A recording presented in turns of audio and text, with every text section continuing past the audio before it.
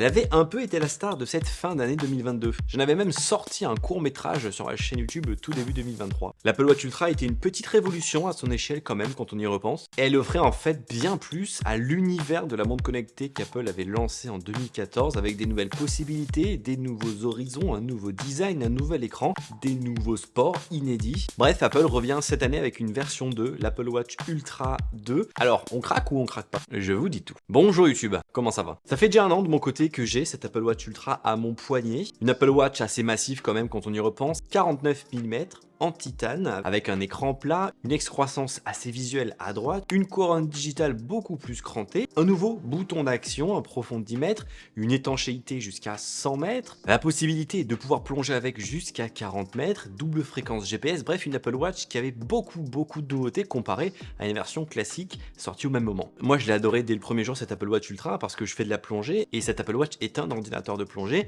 et pour l'anecdote, tout récemment cet été au Japon quand je suis parti en vacances, j'ai fait de la plongée avec cette Apple Watch Ultra et je suis même allé à 42 mètres. C'était le moment idéal pour tester si oui ou non il est possible de plonger à 42 mètres avec une Apple Watch Ultra. Le verdict est que oui, mais le moniteur qui m'a accompagné était un peu dubitatif quant à la fiabilité des données captées par l'Apple Watch en plongée à 42 mètres. Donc il m'avait quand même mis un autre ordinateur de plongée sur mon autre poignet pour comparer sous l'eau les données. Et lorsqu'on est remonté à la surface, les données étaient équivalentes point par point. Donc j'ai pu plonger uniquement avec l'Apple Watch Ultra à 42 mètres alors qu'elle est limitée de base à 40 mètres en plongée. Donc finalement, oui, c'est un gros check et ça marche très bien. Donc, lorsqu'Apple a annoncé une nouvelle version, j'étais très curieux de voir qu'est-ce qu'elle allait apporter. Mais quand même, quelle ne fut pas ma petite déception, puisque finalement, on n'a pas grand-chose à se mettre sous la dent. En même temps, l'année dernière, elle était vraiment parfaite, cette montre. Il manquait pas grand-chose pour qu'elle soit géniale. Cette année, finalement, on a quelques petites améliorations, mais c'est tout. Pas de quoi peut-être nous rassasier. Mais en soi, est-ce qu'on a vraiment besoin de plus? Et dites-vous surtout que l'Apple Watch série 9 et l'Apple Watch Ultra 2, qui sortent au même moment ce 22 septembre 2023, partagent les mêmes nouveautés à leurs échelles, mais en soi, ce que vous retrouvez sur une série 9, vous le retrouvez également sur une Ultra 2. Et pour ceux qui sont curieux sur une Apple Watch série 9, n'hésitez pas, une vidéo est disponible dédiée sur l'Apple Watch série 9. Donc pour ceux qui ont une Ultra 1, cette Ultra 2 sera limitée, peut-être pas très intéressante, mais pour ceux qui n'avaient pas franchi le cap et le pas, peut-être que cette Ultra 2 devient vraiment intéressante, d'autant plus qu'elle coûte 100 € moins cher que ce qu'elle coûtait l'année dernière.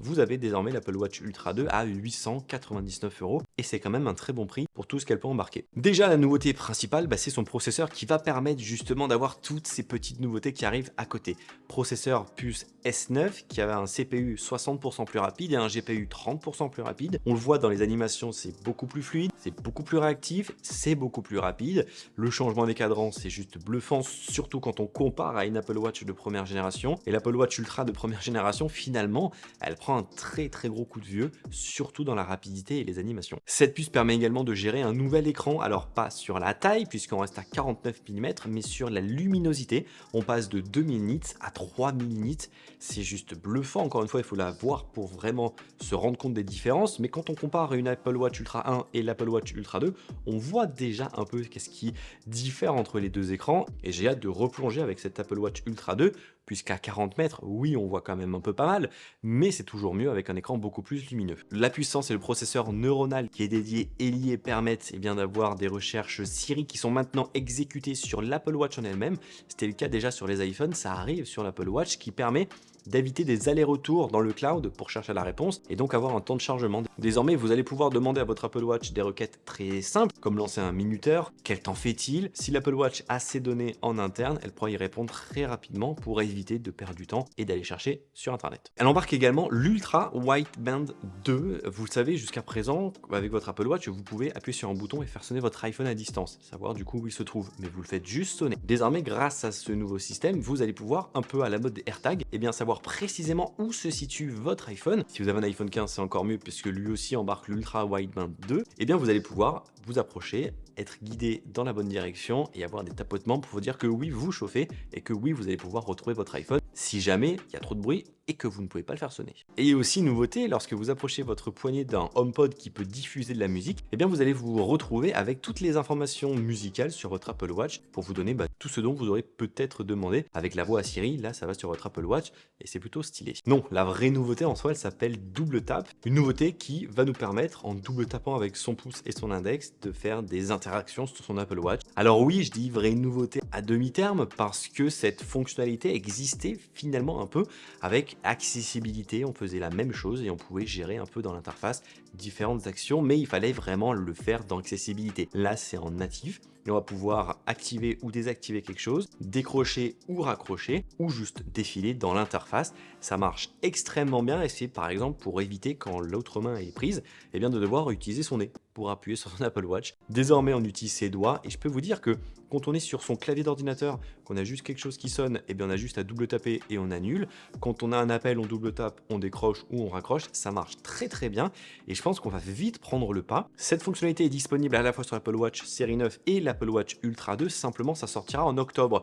Je l'ai un peu en avant-première pour vous en parler, mais vous, quand vous allez avoir votre Apple Watch le 22 septembre, vous ne l'aurez pas, ça sortira un peu plus tard. Et ça m'étonnerait quand même pas, même si je pense que c'est pas totalement lié, mais que Vision Pro, vous savez, ça se dirige aussi avec les doigts comme ça, on sélectionne et on bouge comme ça, que peut-être Apple se dise que finalement ils vont habituer les utilisateurs à utiliser ce geste de pincement, de double tape et de sélectionner avec le doigt un peu dans l'air pour que lorsque Vision Pro sorte, les gens ne soient pas dépaysés et que ce soit un geste naturel qui arrive finalement dans le futur. Affaire à suivre quand Vision Pro sortira en France. Début 2024 aux États-Unis, on a encore le temps en France, mais on verra bien. Et enfin, dernière nouveauté, encore une fois exclusive à cet Apple Watch Ultra 2, c'est son nouveau cadran, celui-ci modulaire Ultra, qui permet d'avoir 6 complications circulaires, une grosse complication au milieu, ainsi que l'heure bien entendu, sans oublier pourquoi pas sur le contour, les secondes ou alors le profondimètre ou l'altimètre de personnalisable.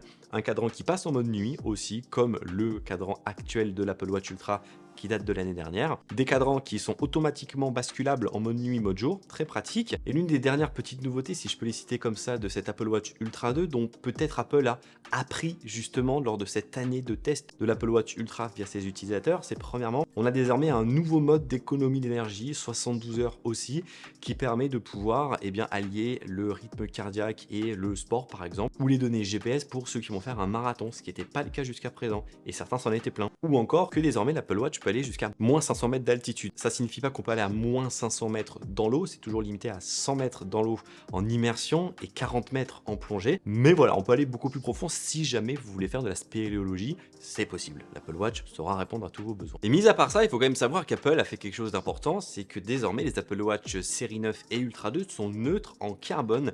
Cela veut dire qu'à la fois lors de la conception, mais également lors de l'ingénierie à l'intérieur, lors de l'envoi et même lors du chargement par l'utilisateur, Apple fait en sorte que l'Ultra 2 et la série 9 soient neutres en carbone. Comment c'est possible? Par beaucoup de points, mais j'en parle beaucoup plus dans ma vidéo sur l'Apple Watch série 9 et si vous êtes plus curieux, il y a un lien en description de la part d'Apple qui vous expliquera tout. Donc voilà, on le voit, cet Apple Watch Ultra amène son petit lot de nouveautés. C'est appréciable, mais quand vous avez une Apple Watch Ultra 1, ça vaut vraiment pas le coup de prendre une Ultra 2. Loin de là. Par contre, prendre une Ultra 2 aujourd'hui comme ça, c'est juste génial parce que elle est moins chère, elle est plus complète et elle est toujours aussi magnifique. Si vous avez la moindre question, n'hésitez pas, les commentaires sont là. Gros pouce bleu dans la barre des pouces bleus. Prenez soin de vous, à très vite, bye bye.